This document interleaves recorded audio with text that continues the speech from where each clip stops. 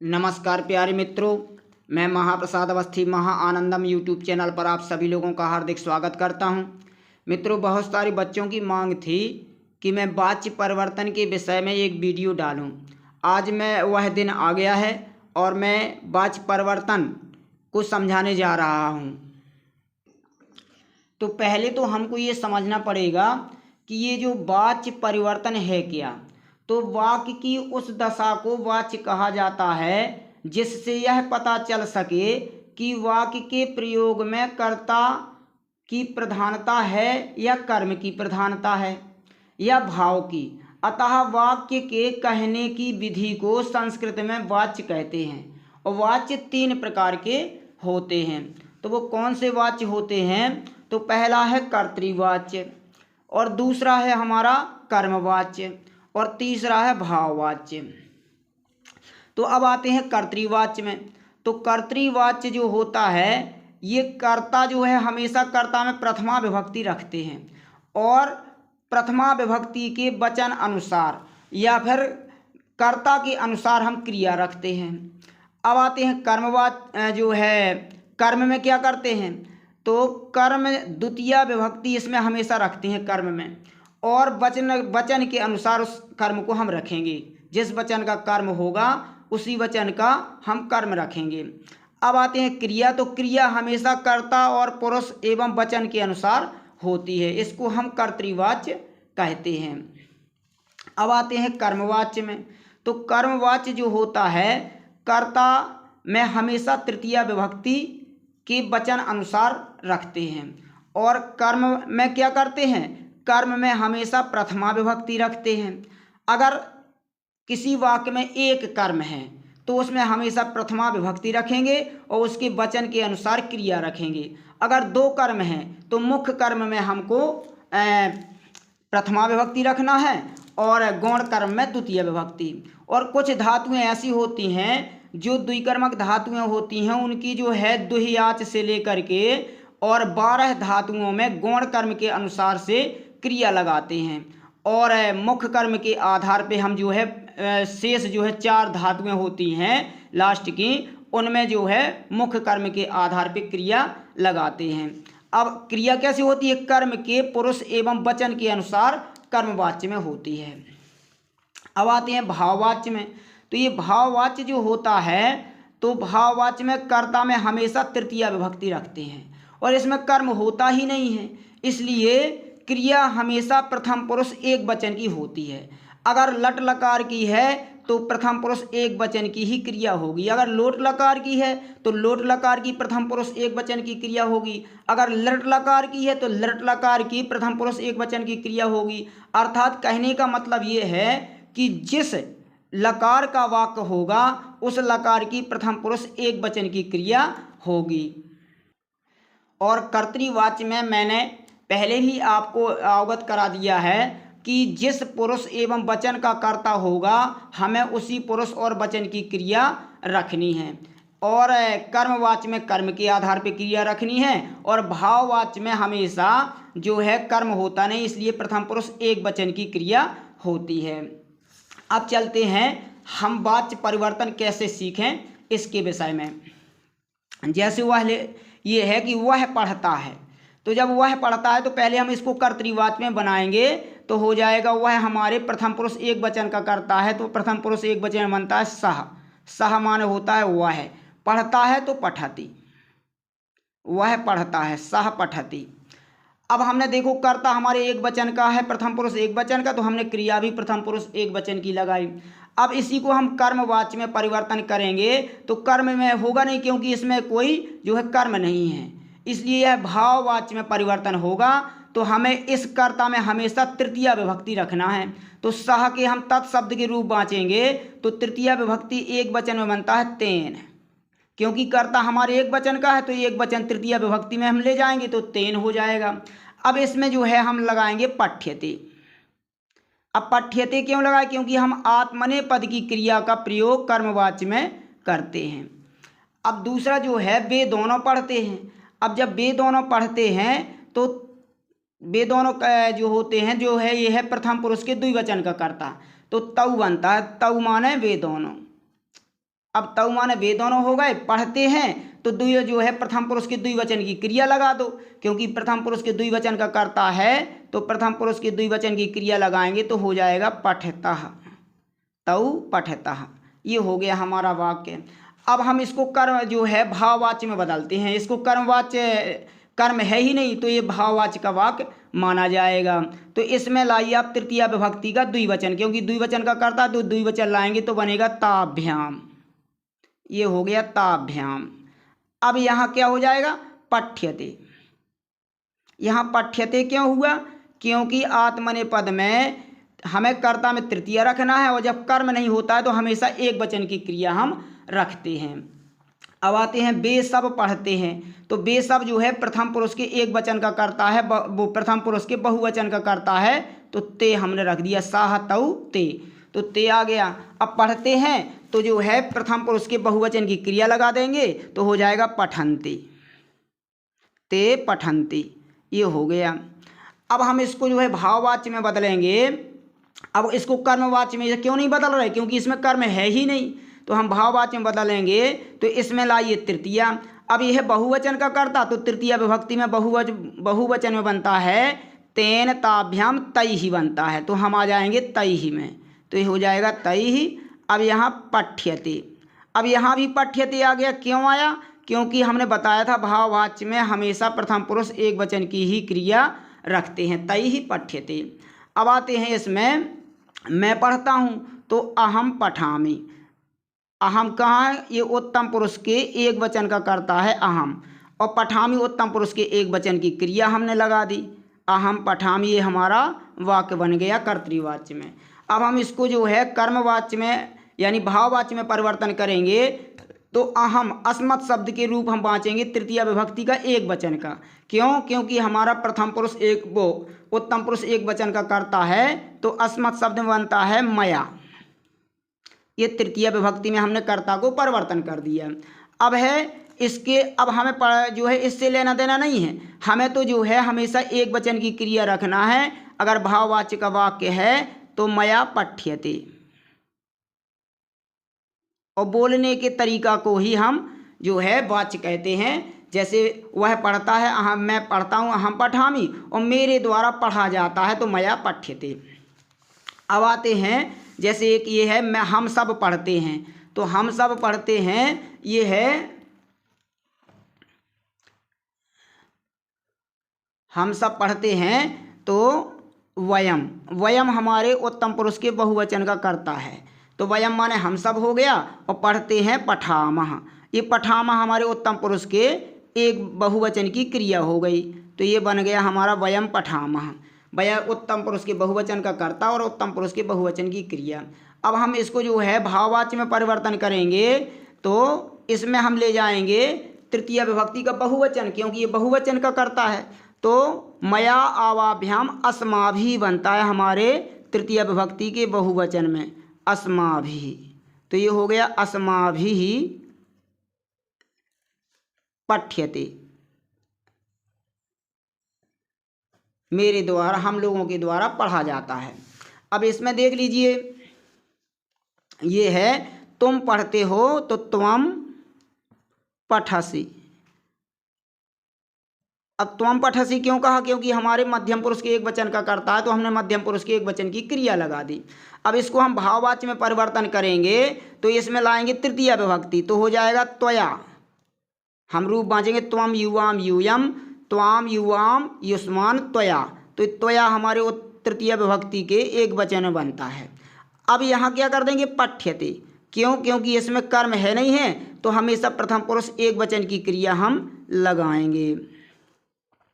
अब तुम दोनों पढ़ते हो तो युवाम। अब युवाम हमारे मध्यम पुरुष के द्विवचन का कर्ता है, युवाम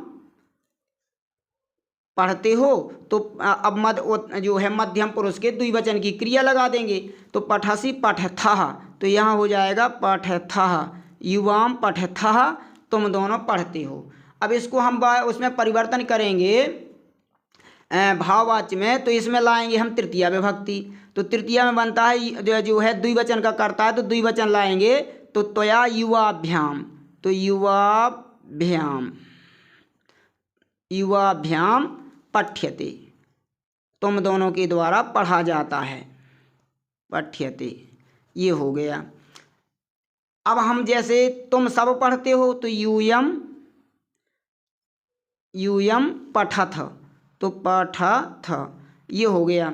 और मित्रों ये जो है माँ है ना, अगर यहाँ व्यंजन वर्ण आ जाता है तो हमारा माँ जो है बिंदी के रूप में, अनुस्वार के रूप में ऊपर चला जाता है, इसकी हमें आवश्यकता नीचे लिखने की नहीं होती है। तो यूयम पठथ। अब हम आते हैं जैसे इसी को हम जो है भाववाच्य में परिवर्तन करेंगे, क्योंकि ये कर्मवाच्य में होगा नहीं, क्योंकि कर्म है नहीं है। तो इसका भाववाच्य में वाक्य बनाएंगे तो यूयम की जगह हम रख देंगे अपना तृतीया विभक्ति का बहुवचन, क्योंकि ये मध्यम पुरुष के बहुवचन का कर्ता है। तो हम तृतीया विभक्ति के बहुवचन में युष्मत् शब्द के रूप बाँचेंगे तो बनेगा युष्माभिः, युष्माभिः ये बन गया युष्माभिः अपठ्यते। हमने इसमें एक वचन की क्रिया लगाई क्योंकि इसमें कर्ता वो कर्म है नहीं है। अब जैसे हम दोनों पढ़ते हैं तो आवाम, आवाम पठ्यते, जो है आवाम हमारे उत्तम पुरुष के द्विवचन का कर्ता है, तो हम उत्तम पुरुष के द्विवचन की पहले क्रिया लगाएंगे तो पठावह, ये हमारा कर्तृवाच्य में बन गया। अब बनाएंगे हम इसको भाववाच्य में, तो भाववाच्य में बनाएंगे तो आवाम की जगह हो जाएगा आवाभ्याम, आवाभ्याम, आवाभ्याम पठ्यते।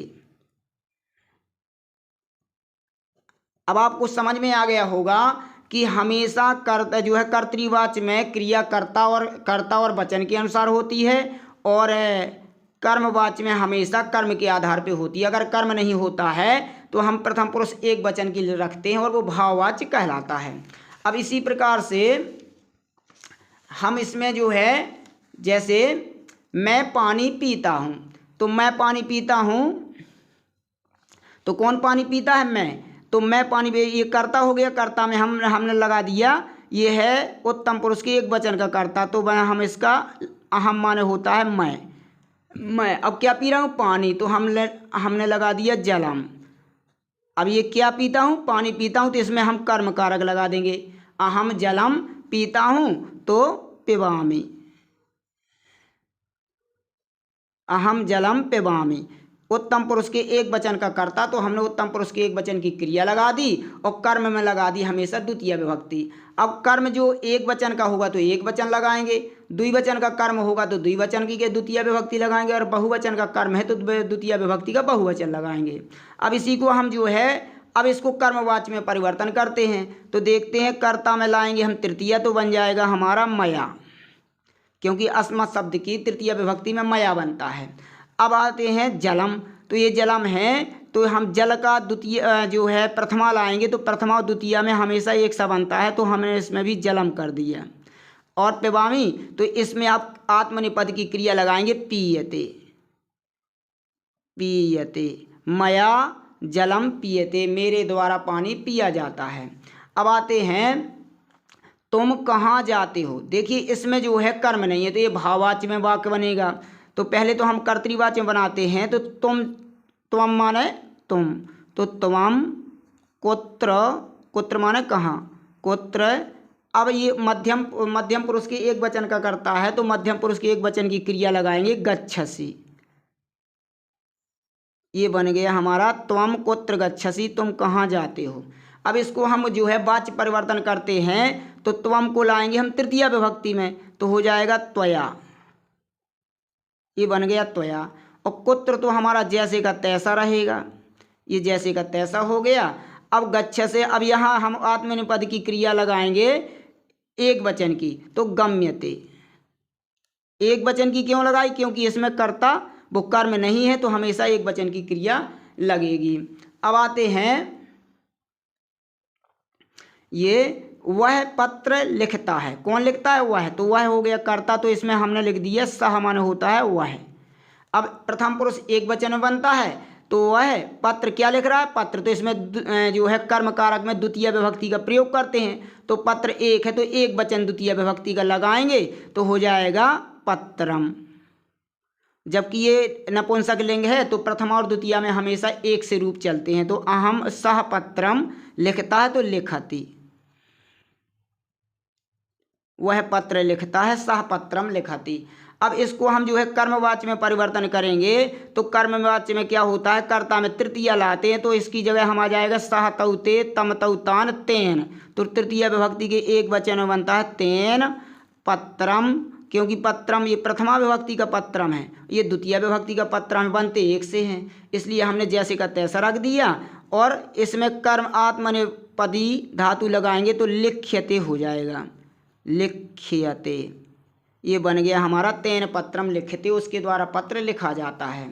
अब आते हैं कि वे दोनों विद्यालय जाते हैं, तो पहले कर्तृवाच्य में बनाते हैं, कौन जाते हैं, वे दोनों।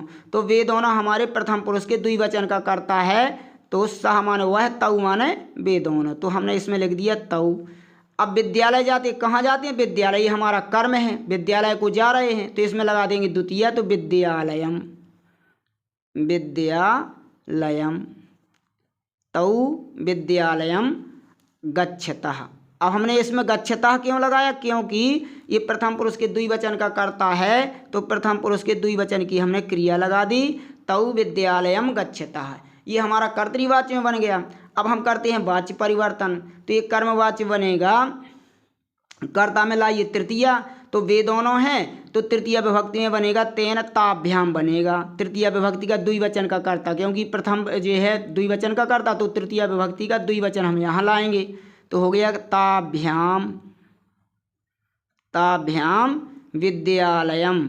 अब विद्यालय यहाँ जो है आपका विद्यालय में का हमने लगाई थी द्वितीय विभक्ति, इसमें कर देंगे प्रथमा, क्योंकि कर्म में प्रथमा और कर्ता में तृतीया, और कर्म के आधार पे क्रिया रखते हैं कर्मवाच्य में, तो यहाँ हो जाएगा विद्यालयः, हमने इसमें प्रथमा लगा दी। अब इसी के आधार पे क्रिया लगाएंगे तो एक वचन का ये बन गया, तो एक वचन इसकी क्रिया हो जाएगी गम्यते, गम्यते, ये हो गया ताभ्याम विद्यालयः गम्यते, उन दोनों के द्वारा विद्यालय जाया जाता है। अब आते हैं कि वे सब पाठ पढ़ते हैं। अब वे सब पाठ पढ़ते हैं तो एक पाठ तो पढ़ते नहीं होंगे, सब अपने अलग अलग पाठ पढ़ते होंगे, तो ये बहुवचन का हम मान लेते हैं। तो जैसे हमने मान लीजिए इसको बहुवचन मान लिया, तो वे सब का मान होता है, प्रथम पुरुष के बहुवचन का कर्ता हो जाएगा, तो हो जाएगा ते। अब ते पाठान, क्या करते हैं, पाठ पढ़ते हैं, तो इसमें कर्म कारक का बहुवचन लगाएंगे पाठान, ते पाठान, या हम चाहें तो पाठम भी कर सकते हैं, क्योंकि इसमें बहुत सारे पाठ खोले नहीं हैं, लेकिन फिर भी हमने ये सोचा कि बहुत सारे लड़के हैं और अपना अलग अलग पाठ पढ़ते होंगे, इसलिए हमने इसको बहुवचन लगाया। तो ते पाठान पठन्ति। अब ये तो हो गया हमारे कर्तृवाच्य में, ते पाठान पठन्ति, वे सब पाठ पढ़ते हैं। अब इसी को हम कर्तृवाच्य में वो कर्मवाच्य में परिवर्तन करेंगे, तो इसमें लाएंगे तृतीया, तो यहाँ हो जाएगा तृतीय तेन ताभ्याम तैहि, तो यहाँ हमने लिख दिया तैहि। अब इसमें लाइए आप प्रथमा विभक्ति, तो प्रथमा विभक्ति ये कर जो है कर्म है हमारा प्रथम जो है बहुवचन का, तो हम इसमें कर्ता इसको प्रथमा विभक्ति में परिवर्तन करेंगे, तो बहुवचन में बनता है पाठाः, तो ये हो गया पाठाः, पढ़ते हैं। अब इसके आधार पर क्रिया होगी, तो जब होगी तो पठ्यते पठ्येते पठ्यन्ते यहाँ बनेगा, पठ्यन्ते, ये हो गया हमारा कर्मवाच्य में परिवर्तन। अब आते हैं जैसे मोहन, मोहन घर जाता है, तो कौन जा रहा है, मोहन, तो मोहन हो गया कर्ता, कर्ता में लाइए प्रथमा कर्तृवाच्य में, तो हो जाएगा मोहनः, बालक के समान रूप इसके चलेंगे, तो मोहनः, घर जाता है तो गृहम, गृहम जाता है तो गच्छति, गच्छति हमने क्यों लगाया, क्योंकि ये प्रथम पुरुष एक वचन का कर्ता, तो प्रथमा विभक्ति का कर्ता, तो प्रथमा विभक्ति की क्रिया होगी हमारी एक वचन की गच्छति, मोहिना गृहम गच्छति। अब इसी को हम परिवर्तन करने जा रहे हैं कर्मवाच्य में, तो इसमें लाइए तृतीया विभक्ति, तो जैसे बालकेन ऐसी हो जाएगा मोहनैन, तो मोहनैन, मोहन के द्वारा, मोहनेन गृहम। तो प्रथमा विभक्ति और द्वितीय विभक्ति यानी नपुंसक लिंग में एक से चलती हैं, तो यहाँ भी गृहम हो जाएगा। लेकिन ये प्रथमा विभक्ति का है, ये द्वितीय विभक्ति का है। अब जैसे यहाँ गच्छति, अब इसके आत्मनेपदी धातु लगाएंगे तो गृहम के अनुसार लगानी है कर्म के आधार पे कर्मवाच्य में, तो यहाँ हो जाएगा हमारा गम्यते। अब एक वचन का हमारा जो है ये कर्म है, तो एक वचन की हम क्रिया लगाएंगे। तो मोहनेन गृहम गम्यते, मोहन के द्वारा घर जाया जाता है। अब आते हैं दो बालक विद्यालय जाते हैं। कौन जा रहे हैं? दो बालक। तो हम इसमें खोल देंगे। अब प्रथमा विभक्ति का द्विवचन लगाएंगे तो बालकौ। बालकौ जब लग गया तो हमें समझ में आ गया ये दो ही बालक हैं, बालकौ। ये हो गया बालकौ। अब कहाँ जा रहे हैं? विद्यालय को, तो इसमें लगा देंगे द्वितीय विभक्ति, तो विद्यालयम, विद्यालयम। कर्तृवाच्य में हमेशा कर्ता के अनुसार, कर्ता के वचन और वचन के कर्ता के वचन के अनुसार क्रिया होती है, और कर्म में हमेशा द्वितीय विभक्ति रखते हैं। तो यह दो हैं बालक, तो गच्छति गच्छतः हो जाएगा यहाँ, गच्छतः। ये हो गया हमारा कर्तृवाच्य में रूप। बालकौ विद्यालयम गच्छतः, दो बालक विद्यालय जाते हैं। अब इसको हम करेंगे जो है कर्मवाच्य में परिवर्तन। तो कर्मवाच्य का नियम है कि कर्ता में लाइए तृतीय विभक्ति। अब तृतीय विभक्ति लाएंगे तो ये द्विवचन का है, तो द्विवचन लाएंगे तो बालकाभ्याम बनेगा, बालकाभ्याम।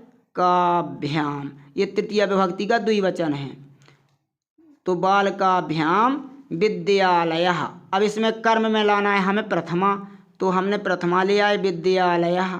अब यहाँ भी जब विद्यालय हो गया तो इसी के आधार पर क्रिया हो जाएगी। जब ये एक वचन का बन गया तो यहाँ गम्यते। अब गम्यते क्यों हुए? इसके आधार पे हमारी क्रिया हो गई, आत्मनेपदी क्रिया हमने लगा दी। बालकाभ्याम विद्यालयः गम्यते, बालकों के द्वारा विद्यालय जाया जाता है। अब ये है हमारा कि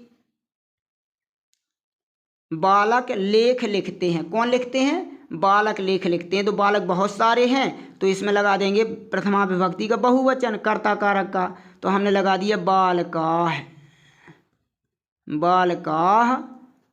क्या लिख रहे हैं? लेख, तो लेखम। ये इसमें हमने कर्म लगा दिया, द्वितीय विभक्ति का एक वचन। अब लिखते हैं तो इसमें अब बहुवचन है, तो बहुवचन की क्रिया हो जाएगी प्रथम पुरुष की, लिखति लिखतः लिखन्ति। तो ये बन गया हमारा कर्तृवाच्य में वाक्य। अब इसको हम कर्मवाच्य में परिवर्तन करेंगे तो इसमें लाएंगे हम तृतीय विभक्ति, तो हो जाएगा बालकैः। अब बालकैः क्यों हुआ? क्योंकि यहाँ जो है हमारा कर्ता बालकैः। अब कर्ता हमारा जो है बहुवचन का, तो बहुवचन लाएंगे तृतीय विभक्ति की। अब लेख है तो इसमें लाएंगे प्रथमा विभक्ति, तो हो जाएगा लेखः,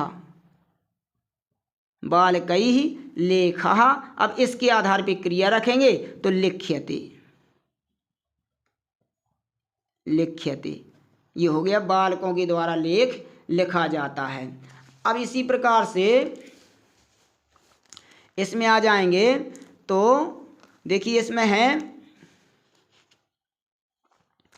कि तुम दोनों टीवी देखते हो, तो तुम दोनों है ना, तो इसमें हो जाएगा युवाम। अब युवाम क्यों? ये मध्यम पुरुष के द्विवचन का कर्ता हो गया, युवाम। अब तुम दोनों टीवी देखते हो, तो इसमें टीवी को क्या बोलते हैं? दूरदर्शनम, दूरदर्शनम। युवाम दूरदर्शनम। अब देखते हो तो हम मध्यम पुरुष के द्विवचन की क्रिया लगाएंगे, तो पश्यसि पश्यथः हो जाएगा यहाँ, पश्यथः। क्योंकि मध्यम पुरुष के द्विवचन का कर्ता, तो मध्यम पुरुष के द्विवचन की क्रिया, ये कर्तृवाच्य में हो गया। अब हम इसको कर्मवाच्य में परिवर्तन करेंगे तो ये हमें युष्मत् शब्द की तृतीय विभक्ति के द्विवचन में जाना पड़ेगा, तो यहाँ बनेगा युवाभ्याम, युवाभ्याम। अब यहाँ जब युवाभ्याम हो गया तो इसमें प्रथमा लाएंगे, तो प्रथमा और द्वितीय में एक सा बनता है दर्शन शब्द में, तो दूरदर्शनम फिर हो जाएगा। ये प्रथमा का है, ये द्वितीय का था, तो दूरदर्शनम, युवाभ्याम दूरदर्शनम।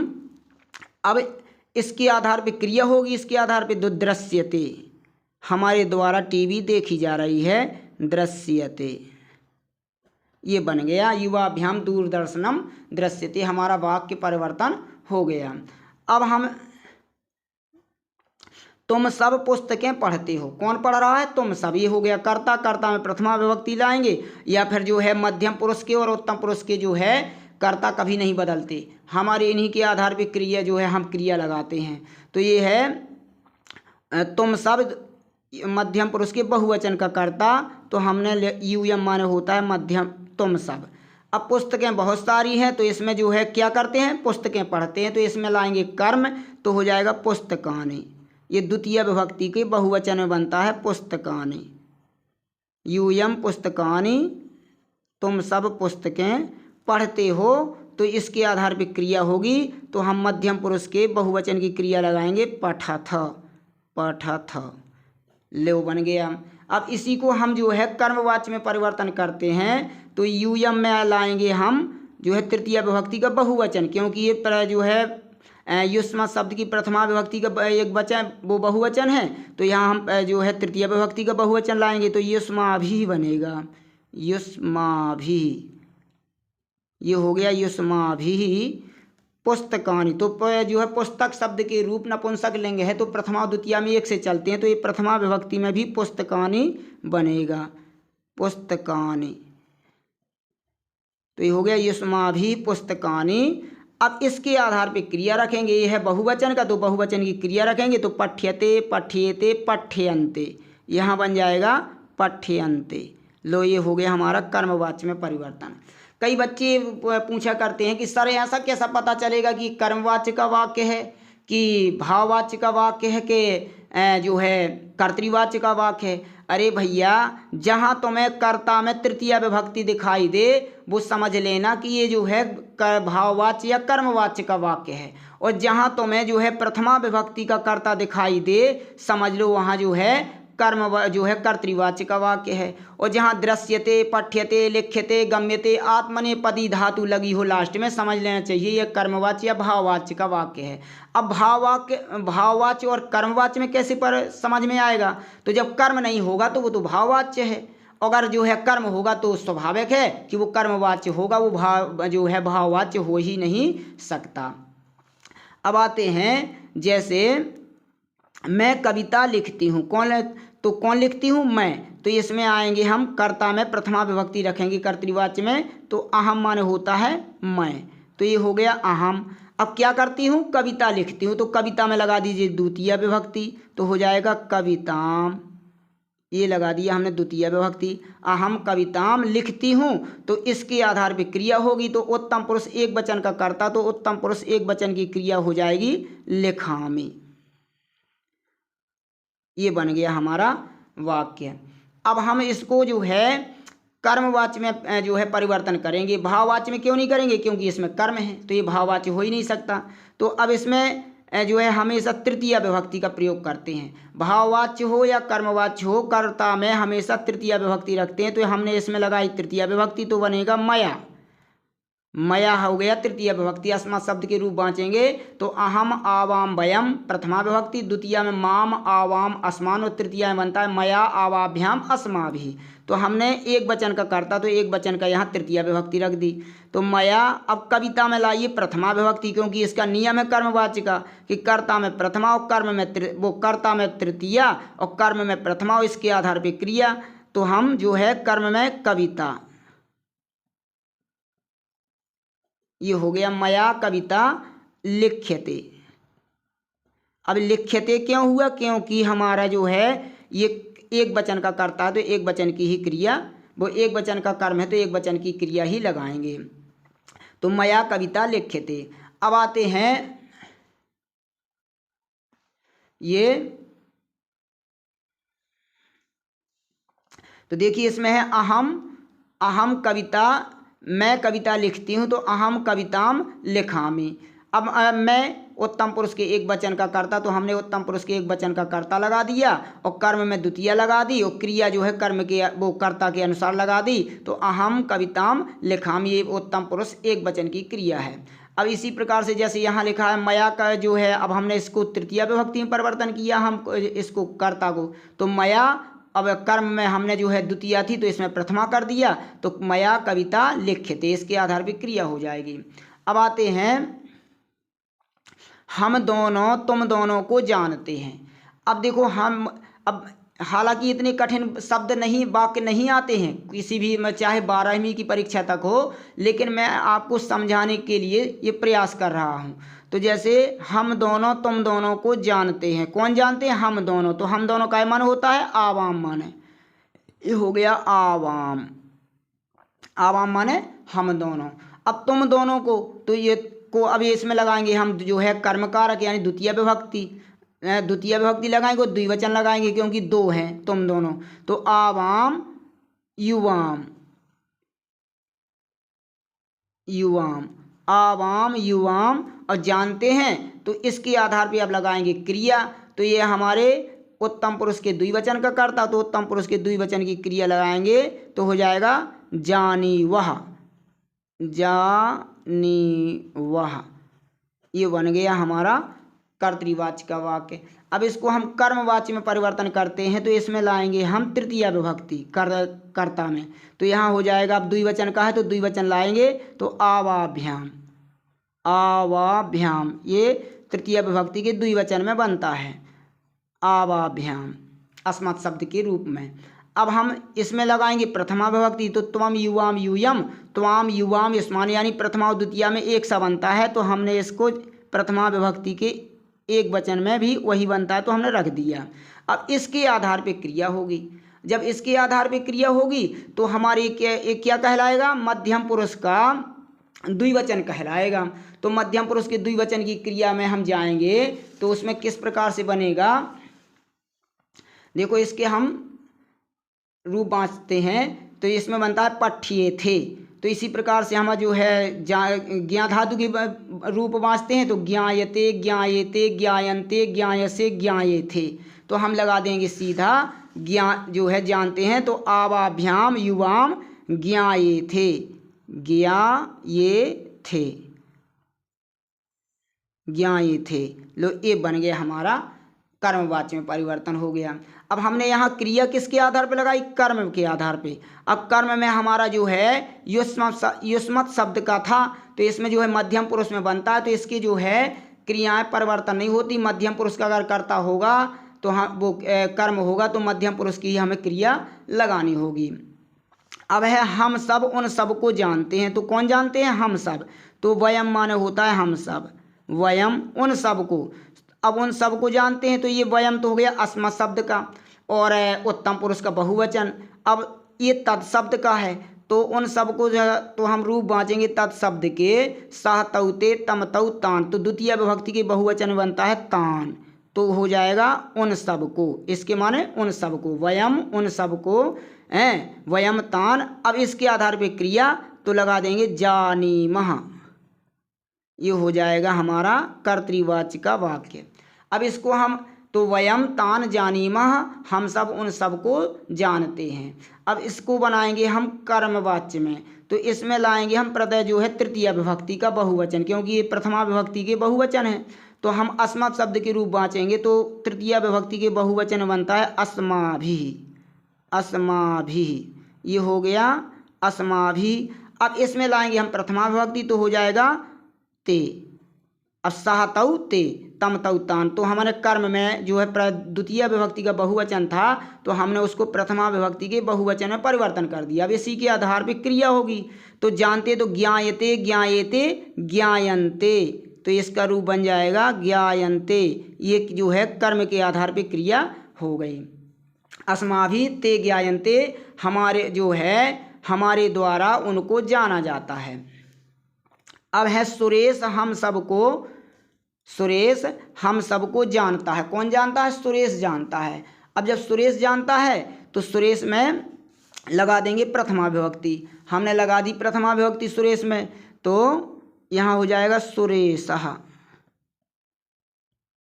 सुरेशः हम सबको। तो अब हम सबको जानता है, तो ये है हमारा कर्म है को जो है कर्म का कर्मकारक का चिन्ह है को, तो हम सबको। तो हम इसका जो है बहुवचन द्वितीय विभक्ति का लगाएंगे अस्मत् शब्द का। तो अहम आवाम वयम माम आवाम अस्मान, तो यहाँ हो जाएगा असमान। सुरेशः असमान जानाति। अब ये जानाति क्यों लगाया? क्योंकि प्रथम पुरुष के एक वचन का कर्ता है तो प्रथम पुरुष के एक वचन की क्रिया लगा दी। अब हम इसको करेंगे कर्मवाच्य में परिवर्तन। तो जब कर्मवाच्य में परिवर्तन करेंगे तो यहाँ सुरेश की जगह हो जाएगा, तृतीय विभक्ति में बनेगा सुरेशेण। सुरेशेण। अब यहाँ हमने मित्रों यहाँ जो है सुरेशेण लिखा और रामेण में ना लिखते हैं। तो जब कभी रा या जो है मूर्धन्य सकार या ऋषि जो है री आवे तो हमारा नाकर्णा हो जाता है, इसलिए हमें यहाँ सुरेशेण लिखना पड़ा। तो सुरेशेण। अब इसमें है हमारा जो है कर्म कारक में द्वितीय विभक्ति का बहुवचन लगा है, तो इसको परिवर्तन करना है हमें प्रथमा विभक्ति के बहुवचन में। तो हम बहुवचन परिवर्तन करेंगे तो अहम आवाम वयम। अब यहाँ हो गया वयम, तो वयम के आधार पर क्रिया लगाएंगे तो ये जो बनता है हमारा उत्तम पुरुष के बहुवचन में। तो उत्तम पुरुष के बहुवचन की क्रिया लगाएंगे आत्मनेपदी।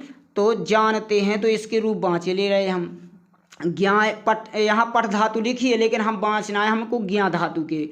ज्ञायते, ज्ञायेते, ज्ञायन्ते, ज्ञायसे, ज्ञायेथे, ज्ञायध्वे, ज्ञाये, ज्ञायावहे, ज्ञायामहे। अब हम ये वाली क्रिया लगाएंगे क्योंकि हमारे उत्तम पुरुष के बहुवचन में ऐसा बनता है, तो हम उसकी क्रिया लगाएंगे ज्ञायामहे। ज्ञायामहे। ये हो गया हमारा कर्मवाच्य में प्रयोग। अब आते हैं ज्ञायामहे। अब यहाँ हो गया सीता तुम सबको जानती है। कौन जानती है? सीता। तो सीता कर्ता, कर्ता में प्रथमा विभक्ति लगाएं कर्ता कारक, तो सीता का सीता ही बनता है, सीता। अब तुम सबको, ये है हमारे जो है युष्मान शब्द की द्वितीय विभक्ति का बहुवचन, तो युष्मान। यहाँ ये वाला सा आएगा, सॉरी, युष्मान।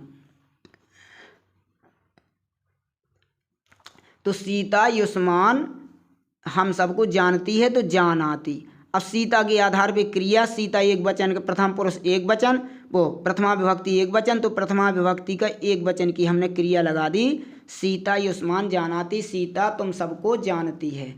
अब इसी को हम कर्मवाच्य में अगर परिवर्तन करते हैं तो सीता में लाइए प्रथमा विभक्ति, तो हमने प्रथमा विभक्ति के तृतीय, वो सीता में लाएंगे हम तृतीय विभक्ति, तो तृतीय विभक्ति में बनता है सीतया। ये हो गया तृतीय विभक्ति में परिवर्तन। अब इसमें इस कर्म को हम करेंगे परिवर्तन किसमें? प्रथमा में। तो वहाँ यह हो जाएगा यूयम। ये बहुवचन का है तो हम प्रथमा विभक्ति के बहुवचन बनता है यूयम। अब यहाँ यूयम बन गया तो यह बनता है हमारा कहाँ? जो है मध्यम पुरुष के बहुवचन में। तो आत्मनेपदी धातु में भी हम मध्यम पुरुष के बहुवचन की ही क्रिया लगाएंगे, तो यहाँ बनेगा जानते हैं, तो इसके रूप बाँचेंगे मध्यम पुरुष में। तो प्रथमा पुरुष के बाँच लें ज्ञायते, ज्ञायेते, ज्ञायन्ते। अब द्वितीय मध्यम पुरुष के बाँचते ज्ञायसे, ज्ञायेथे, ज्ञायध्वे, तो हो जाएगा ज्ञायध्वे। लो बन गया सीतया यूयम ज्ञायध्वे। सीता के द्वारा हम उन जो है तुम सबको जाना जाता है। अब आते हैं लोग मुझे जानते हैं। तो कौन जानते हैं? लोग। तो लोग तो बहुत सारे हैं, तो हम इसके जो है बहुवचन लगाएंगे जनाह। जनाह। अब किसको जानते हैं? मुझको। तो यहाँ हो जाएगा माम। अस्मत् शब्द की द्वितीय विभक्ति का एक वचन माम। तो ये हो गया जनाह माम जानाति, जानंती, सॉरी जानंती, क्योंकि यहाँ बहुवचन है तो बहुवचन के आधार पे क्रिया होगी। जनाह माम जानंती। अब मित्रों यहाँ जो है हमने ये माम जो लिखा है, सॉरी मुझसे थोड़ा भूल हो गई, इस माँ को हम बिंदी के रूप में यानी अनुस्वार के रूप में लिखेंगे क्योंकि यहाँ व्यंजन वर्ण है। अब आगे आते हैं कि इसको हम कर्मवाच्य में परिवर्तन करते हैं, तो पहले तो इसमें तृतीय लाइए, तो तृतीय विभक्ति का बहुवचन लाएंगे क्योंकि ये जो है हमारा कर्ता बहुवचन का है, तो यहाँ हो जाएगा जनैहि। जनैहि। ये हो गया। अब माम की जगह हो जाएगा अहम, क्योंकि इसमें प्रथमा बदलना है, कर्म में हमेशा प्रथमा होता है। अब अहम ये हम बन गया हमारा कर्म उत्तम पुरुष के एक वचन का, तो उत्तम पुरुष के एक वचन की क्रिया लगाएंगे तो हम ज्ञा धातु बाँचेंगे उत्तम पुरुष के एक वचन में। तो प्रथमा के हो गए ज्ञायते, ज्ञायेते, ज्ञायन्ते। अब मध्यम पुरुष में ज्ञायसे, ज्ञायेथे, ज्ञायध्वे, और उत्तम पुरुष में ज्ञाये, तो उत्तम पुरुष के एक वचन में बनता है ज्ञाये। लो बन गया जनई ही अहम ज्ञाये, यानी लोगों के द्वारा मैं जाना जाता हूँ। तो मित्रों हमने आज जो है वाच्य परिवर्तन को सीखा है, और ध्यान देना थोड़ा हमें जो है रिवीजन भर करना है, तो हम और अच्छी तरह से इसको हम समझ सकते हैं। धन्यवाद।